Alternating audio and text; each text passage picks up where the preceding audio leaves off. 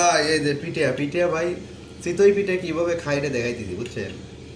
বাজার থেকে নিয়ে আসছিলাম আজকে মূলত আপনার ধনিয়া পাতা তার সাথে মনে করেন কাঁচামরিচ আর পেঁয়াজ সুন্দর করে রসুন সুন্দর করে মনে করেন যে কড়াইতে ভাইজিয়া তারপর মনে করেন যে এটা বাইটিয়া ঠিক আছে পাটায় পিষিয়া আবার এই যে সরিষা বাটাও কিন্তু আছে। আপনারা যারা চিতই পিঠা খাইছেন সরিষা বাটা ধনিয়া পাতার সাথে মনে করেন কাঁচামরিচ ভাইজিয়া মনে করেন বাটা দিয়ে যেরকম মাখায়া ঠিক আছে ভাই কিবা করে যারা খাইছেন তারা তো বুঝতেইছেন কিরকম যে রস পড়তেছে আপনাদের আমি বুঝতেছি বিষয়টা।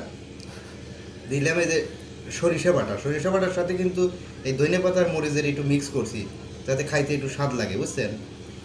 এই যে মনে করেন যে মাখা সব মাখা হয়ে যাইতেছে কি যে লুস লাগতেছে আমার নিজেরই খাইবের মন চাইতেছে আমি তো খাইবের হইছি ভাই কেমন খবর আপনারা তো দেখলেই খালি খাইবের চাইবেন না আমি কিন্তু খাওয়াই পারবো না ঠিক আছে।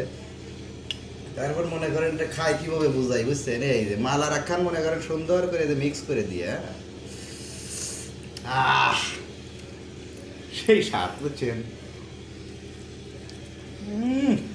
মনে হচ্ছে কাশি খাচ্ছে সেই স্বাদ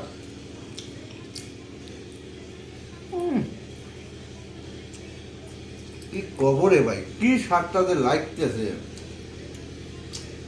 এক সময় পাবনা থাকতে এক বসায় 20 খান পিঠে খাওয়া ফেলাইতাম খালি সরিষা বাটা আর হলো মরিচ বাটা দিয়া। হ্যাঁ হাসাই খাইছে ওই হাসাই খাইছে তোমার খাওয়া দিয়ে তুমি বুঝতে চাও না 20 খান খাই পারছে 20 খান এক বসায় হ্যাট তা আমার হাতে চাপা মারতেছে।